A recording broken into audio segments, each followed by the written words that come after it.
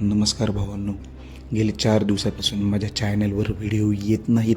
त्याचं कारण म्हणजे गेले 4 दिवसापासून मी आजारी आहे. गेले 2 ते 3 दिवस माझा आवाज पूर्णपणे बसलेला होता, अडखळत होतो. त्यामुळे बोलायला मला होत नव्हतं. पण आज ताकद मिळालेली आहे बोलण्याची बकासूरच्या आशीर्वादामुळे.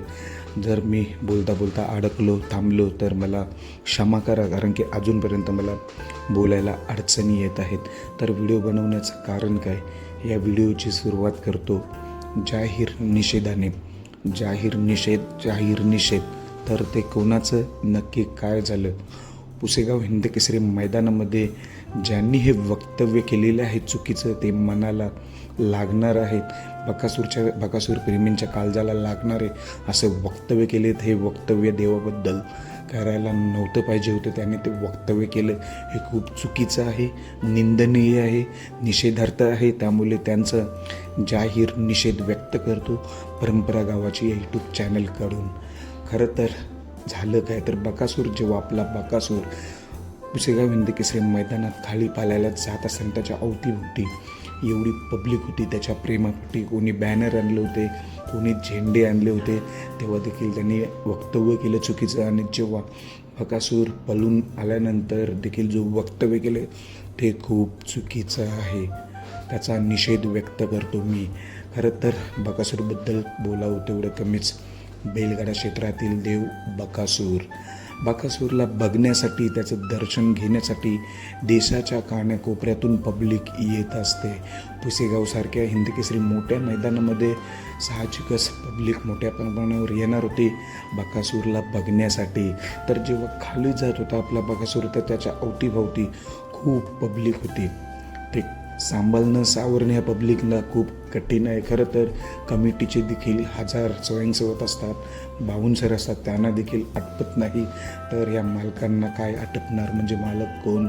मुळशी धुमाल यांची टीम किती असते? 7 ते 8 जणांची. ते कोणाला बोलवत नाही की बकासूरसोबत सगळेजण या. हे जे फॅन आहेत बकासूर प्रेमी, ते स्वतःहून प्रेमाच्या पोटी आणि बकासूरच्या आशीर्वादामुळे बकासूरसाठी येत असतात. बकासूरच्या सभोवताली पब्लिक सपोर्ट करण्यासाठी येत असते. पण काहींनी झेंडे आणलेले असतात, काहींनी बॅनर आणलेले असतात, आपला आनंद व्यक्त करत असतात खाली जाताना. पण त्यावेळी ही वक्तव्य केलं ते खूप चुकीचं केलं. खरं तर हे ज्यांनी वक्तव्य केले त्यांनी माफी मागायलाच हवी. ह्याचं कारण तुम्हाला मोहिल शेठ धुमाल यांचं देखील उदाहरण देतो. मोहिलने देखील 2 वेळा अशी माफी मागितली होती. एकदा चुकीच्या कमेंटमुळे, एकदा जेव्हा सेमी पास झालं होतं तेव्हा हातवारे केले होते, इशारे केले होते, तेव्हा देखील मोहिलने मोठं मन दाखवून माफी मागितली होती आणि हा विषय संपविला होता. पण बकासूर हा एक मुका प्राणी आहे, त्याला बोलता येत नाही. तो बैलगाडा क्षेत्रातील देव आहे, पण त्याच्याबद्दल बोलणं खूप चुकीचं आहे, निंदनीय आहे. तुम्हाला एक सांगू, एक जर व्यक्ती असताना तो नक्कीच बोलला असता, तर तो कोण?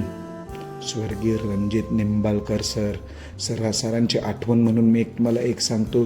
जेव्हा बकासूरला 1 महिन्याची बंदी घातली होती, खरं तर मालकांच्या कमेंटमुळे त्यावर बंदी घातली होती. पण बकासूरची यात नंदीची काय चूक? नंदी तर मुका प्राणी आहे, आपण त्याच्यावर प्रेम करतो. आणि आपला हा नंदी देवाचं दिलेलं आपल्याला वरदान आहे शेतकऱ्यांना, सर्व बैलगाडा प्रेमींना. पण त्याच्याबद्दल वक्तव्य करणं खूप चुकीचं आहे. रणजित सर हेच म्हणत होते, नंदीची काहीही चुकी नाही, जी काही चुकी आहे ती मालकांची असते. जे काही बोलायचं आहे तुम्हाला मालकांनाच बोला, पण नंदीला बोलता कामा नये. अशीच एक आठवण म्हणून सांगतो, बकासूरवर जेव्हा बंदी आणली होती तेव्हा सर म्हणाले होते, रणजित सर, की तुम्ही मालकांना शिक्षा द्या, मालकांना बंदी आणा, पण बकासूरला आणू नका. जर बकासूर 1 महिना पळणार नसेल तर माझा सर्जा देखील मैदानात दिसणार नाही, असं वक्तव्य कोणी केलं? तर स्वर्गीय रणजित निंबाळकर सर. जर आज रणजित सर असते तर नक्कीच बकासूरसाठी व्हिडिओ बनवून दुसऱ्या दिवशीत काय, त्याच दिवशी पुसेगाव हिंदकेसरी मैदानाच्या दिवशीत रात्रीच व्हिडिओ टाकली असती रणजित सरांनी. असे दिलदार व्यक्तिमत्व रणजित सर. तर भावांनो, खूप काही बोलू शकतो, पण बरेच जण कमेंटच्या माध्यमातून एक चुकीचं वक्तव्य करतात. बकासूर फॅन काय म्हणतात, तर बकासूर उत्तर देईल. अरे काय बकासूर उत्तर देणार? बकासूर तर देव आहे, तो तर नवीन नवीन नंदींना घेऊन एक नंबर करत असतो. बकासूरबद्दल काय बोलायचं आहे, बकासूर कशाचं उत्तर देईल, हे चुकीचं आहे तुमचं भावांनो. जेव्हा हे असं वक्तव्य होतात, चुकीच्या घटना होतात, तुम्ही लगेच कमेंट करतात की बकासूर उत्तर देणार. काय उत्तर देणार भावांनो? बकासूर तर उद्या एक नंबर करणार, पण जे कोणी वक्तव्य केले ते मिटणार आहे का त्यांनी? नाही मिटणार भावांनो. बकासूर नवीन नंदींना घेऊन नंबर करत असतो, त्यात काही अडचण नाही, शंकात नाही. त्यामुळे उत्तर देण्याचा काय विषयच नाही. उत्तर कसं आलं पाहिजे, क्षमा मागून त्याची व्हिडिओ आली पाहिजे. माझं परंपरा गावाच्या चॅनलकडून माझं वैयक्तिक मत आहे, त्यांनी माफी मागितली पाहिजे आणि हा विषय संपवला पाहिजे. कारण की मोहिल शेठ धुमाल यांनी देखील स्वतः मन मोठं करून व्हिडिओ बनवला होता माफीनामाचा आणि विषय संपवले होते. त्यामुळे असं वैयक्तिक मत आहे की त्यांनी माफी मागावी. खूप चुकीचं वक्तव्य होतं भावांनो. सकाळी मामांची देखील एक व्हिडिओ आली होती.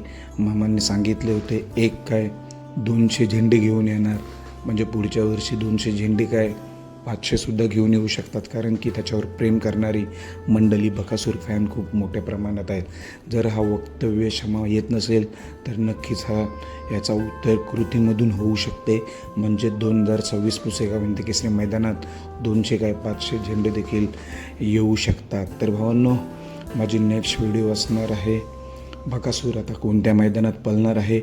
जर माझ्या आवाजात काही अडचणी आल्या, बोलताना काही चुकलो तर क्षमा असावी. धन्यवाद भावांनो.